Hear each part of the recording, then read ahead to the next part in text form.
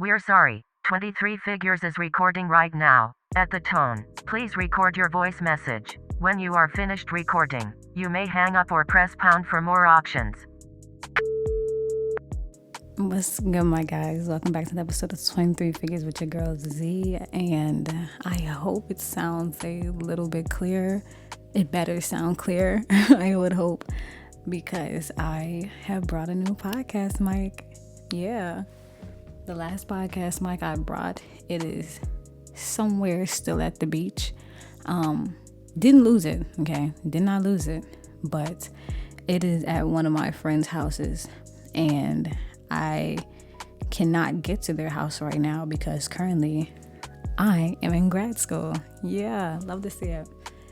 Yeah, for those that have been watching my story and whatnot, I have officially became a grad school shorty, and I am out here in the mountains. I went from going to an HBCU at the beach to now a PWI in the mountains. And sweetie, today was the official last assignment that I've turned in for my first class. Let me tell you something. Grad school is trash. Okay? I don't know who gassed it up, or I don't think anybody was actually gassing up the idea of grad school minus the degree. But this shit here, terrible. Oh my God. Like, within a matter of a couple weeks since the month of June has hit, I have moved into a temporary apartment. I have started grad school in my classes. I've just been trying to balance my work and life energy.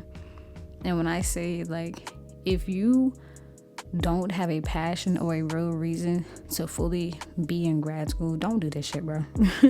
Do not do this shit, okay? Because so far within these past 2 weeks, grad school has been testing my patience in every way possible. From I had somebody who screenshotted something off of my social media and not come to me because it bothered them, but sent it to my dean. I have went out to certain clubs and parties, and a shorty got roofied. I was like, oh my God, didn't think that was a real thing. These classes, why is this one class 5 to 6 hours a day? And that's the only class we're in. Like, imagine you couldn't stand looking at one of your classmates, and now you're looking at them for 5 to 6 hours a day, every week, okay? Not to mention trying to balance your bills in grad school. Not a thing. Gonna be broke as hell. Like, if you thought you were broke in undergrad, nah, sweetie. Grad school broke is a whole nother level of broke, because between the time that you get accepted into your program and the actual start date, depending on when your classes start, you don't have time to figure it out. They tell you you have to figure out where you gonna live, how you gonna pay for this shit. You have to drop bands to actually hold your seat. And when you get in here, there is no meal plan unless we plan on charging you some dumb high price on top of what you're already paying for. You need to have XYZ forms and vaccinations. And then once you get here, be able to do work on work, okay? From day one. You know how in high school or something, day one, they kind of just sit back, play little intro games, Really make the day light. No. Not here in grad school, bro.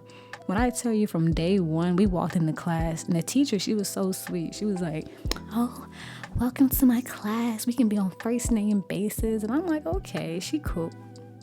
She tell us, open this link on your Canva, and we'll get the class started. And so I'm thinking, like, again, maybe it's just intros. Let's just see how this is going to go.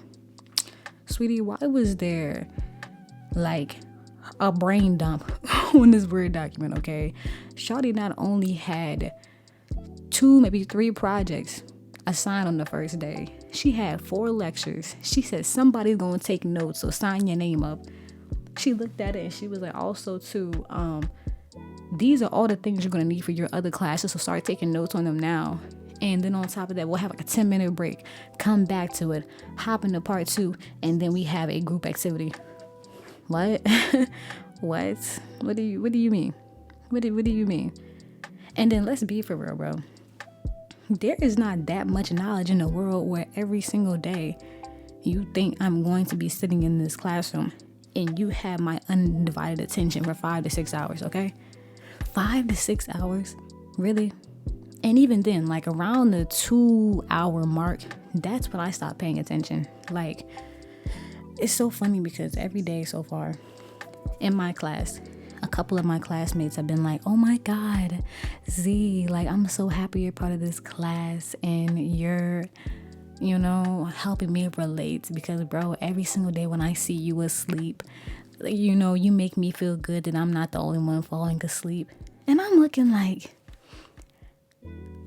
are you trying to be funny? Because that's what it feels like, bro. Like, that was a real backhanded compliment, pretty much saying like, yeah, I see you're asleep every day, but since you're asleep, I feel better for just nodding. So fuck everybody, okay? But yeah, like, y'all, grad school is hard. Oh my God. Like, whatever free time you thought you was gonna have in undergrad, cancel that out when you get to grad school, bro. This shit is hard. But that's okay, because also I'm just chopping it up to it also being the summer semester. Because right now there is nobody here. For as big as this school is, there should be a decent amount of people on this campus. And it is dry. And I'm thankful that it's dry right now, because you never know, I guess, what it's going to be like when everybody gets back. So this is more so getting you acclimated to the setting. But yeah, this has been an experience, okay? On top of that too, the fact that I had to move into an apartment. Y'all, when y'all move into an apartment, let me tell you something, all right? First off, I have yet to actually get to the real apartment that I'm going to be in. So right now I'm subleasing. And there are some key things you have to take into account when you sublease, okay? So, rule number 1, make sure you're aware of all the fees and things that you have to pay when you sublease from somebody. And don't let the people try to fool you into paying their fee for breaking the lease, all right? Luckily, this shorty was more so cool, and she went ahead and admitted that she was the person that needs to pay for the lease being broken. But why was it I was trying to move into another apartment, and the shorty was basically trying to say, oh yeah, you have a $200 application fee? I'm like, hold on, $200 sound kind of steep for one, and two, how are you saying I have a $200 application fee and the website doesn't say that? I did some research. I was like, oh, you're trying to get over me, so that's cool. All right, so that's rule number 1. Rule number 2, take the time to really investigate who you're going to live with and the environment that you're going to be in. Because the shorty, when she sent me pictures, the pictures were completely different than the actual setup itself. Well, I'm not going to say completely different, but you know how you can make it look good in a picture with angles and whatever. Yeah, it's not the same. Okay, it is not the same. Once you get in here, there are also hidden gems, like the patio door. You have to fight to get it open. I was using all spinal muscles trying to move the patio door.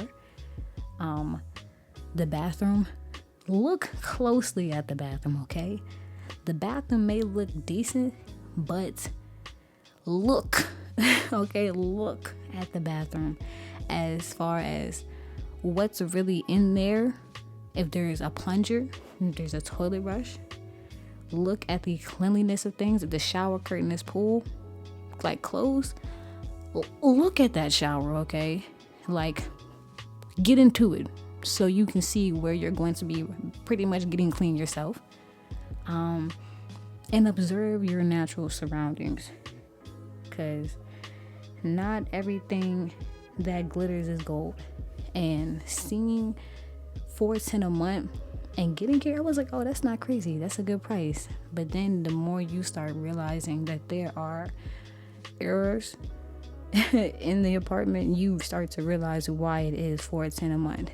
And even then, when you start looking at the star rating, if it says 2.5 rating, it's 2.5 for a reason, all right? This apartment here has 2.5 rating because the toilet will get clogged behind the littlest things. The shower floor creaks and it feels like you're about to fall through it. The floor is raggedy. All right. The parking lot feels like a fall hazard because at the top, near the leasing office, it's real cute. Everything looks all pristine, whatever. But when you start getting into the nitty gritty of where your apartment is, nah, bro. Nah, it's not even it's not even built like that, okay? Because I'm talking about the road itself looks like somebody just tossed down some freeform gravel and just said fuck it. So oh, on top of that too, the water pressure. Run all the appliances so you know how you're going to have to struggle to use them. Because when I tell you my shower right now feels like I'm pretty much showering with the humidifier, I mean that. The water pressure is not it at all. At all. Make sure everybody's cleaning schedules align. That's a big one, so you know that you feel sanitary within your environment. Check who's going to be coming in and out of there, as far as if people have guests. How often do the guests stay over? How many guests do they have over on a particular day? Because then you may get stuck with a constant guest when you might as well just say that's another roommate. Like, that is most definitely another roommate. And especially if their guest is going to be also using the same bathroom as y'all, then there's another problem. Because now, just because you live there, because their guest just so happens to go in the bathroom directly after them, apparently it's okay the fact that you no longer have hot water. So, my advice is also bring a mini fridge. You bring a mini fridge because you never know the setup of wherever you're going to be. And also too, it's just for your own well-being and your own mental sake that you can see what you have. You keep better track of your groceries. You know where everything is. You don't have to move everything around. Like, it's just a sense of well-being, okay? Cultivate your room into a space that makes you happy. If you have to be in a place that kind of doesn't suit your mental to the best of its abilities, make sure you try your best to make this space resemble something that you want it to look like, whether that be adding plants. And for those that follow me on Instagram, Two Tone is over here thriving, y'all, okay? Monstera, I think that's the type of plant that he is, and he's so cute. Like, I'm so proud. My little propagated plants. As far as my lucky bamboo, I named Herb. Herb is surviving and thriving, y'all. Like, I love this. I now have a new alcohol bottle, and it is a type of tequila. It's cool as far as a feeling, but what I can say is its flavor is not the best profile, okay? I've been hanging with some tequila drinkers lately, and everybody has their own go-to drink. So this, I'm gonna call it Los Amantes, is this one that I have right now. And the bottle is pretty cool. It caught my eye, but the smoky undertone it has isn't for me. Another one somebody had that I tried was Luna Azul. Terrible. I don't care. If you are a Luna Azul drinker, I don't know how to that is possibly the worst tequila you could possibly get out there. Patron's pretty cool, not gonna lie. Like, Patron gets you to where you need to be exactly when you need to be there, but also it's very potent, so you will go the fuck to sleep and black out if you thought you was gonna be big dog and really handle that. I think there was one, oh my god, let me tell you something. No, I take it back. Which one is really the worst tequila? Is it Luna Azul or is it Con Amigos? I hope I pronounced both of them right. Let me go Google it real quick to make sure those are the two flavors. Nope, I lied. That's Casamigos. That's not the one I'm talking about, bro. There's one tequila. It costs $25. And it was terrible. All right. When I find this, y'all gonna know exactly what it is. Hold on. Probably gotta type in cheap tequila.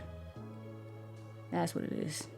Look at me pronouncing shit wrong. First of all, it's La Nazul. I don't know. Bro, you got it. They just mashed two shits together and called it a day. Y'all, I found it. This deadly ass bottle of Milagro tequila. Terrible. Oh my Jesus. Like, for the bottle that catches your attention, it's real cute, don't get me wrong. The bottle itself is like, oh, look at that. Boy, when I tell you this is the worst possible tequila, because not only does it get you drunk, but it's a sloppy drunk, okay? It's a sloppy drunk. This tequila will most definitely had me in my feelings, emotional. It had me feeling like I was about to throw up. I had a headache. I sat back and my stomach was just bad for like the next 2, maybe 3 days. Like, if you want to get drunk for the cheap, cool, you can rock with it. But if you care about your well-being, there is no reason why you should be buying a $25 bottle of tequila and the bottle be a fairly decent size. Like, for it to be the height of a paper towel roll and probably a little bit thicker than, what can I use? Oh, that's a pretty, listen, bro, $25. The fact that I said it was the height of the paper towel roll, it should be all the answer that you need. Like, sweet baby, if you care about yourself, don't do it. Most definitely don't do it. I've had some of my friends try other type of tequilas that they recommend. So let's get into some top notches. Adictivo tequila and tres, I don't know, generaciones, however you want to pronounce it, bro. I heard those are two very fire brand tequilas, and while I'm sitting over here butchering the name of them, I am going to most definitely drop a link to both of them down below. And for those that have seen these bottles, if you can click on them right now, really fill me in. Like, how y'all rocking with these? Because I'm trying to really get into more of the tequila scene, just because I know it is better for my health to be drinking clear over dark. But for those that have been long time tune inners on the pod, y'all already know rum the wave, so don't play in my face. All right.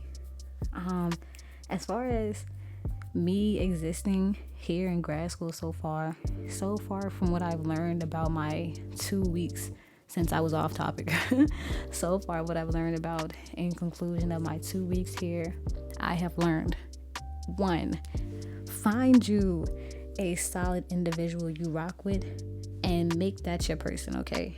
Like, you're going to have a cohort that you're going to spend a good chunk of your 20s with, depending on which program you're going to.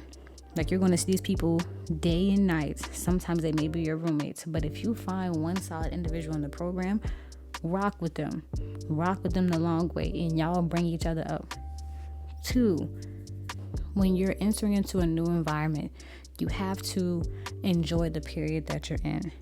Not everything is going to be sunshine and rainbows from the beginning, but you still have to appreciate this moment because you have made it farther than most people. 3, your funds not going to be built like everybody else's funds, and that's okay? Sometimes your funds may not be even remotely close to what you're used to, but look at grad school like an investment. 4, let's see, we're gonna make number 4. Prioritize your health. Yeah, prioritize your health for sure. Whether it may be mental, physical, emotional, prioritize it. Cause People out here are not going to be caring about your health.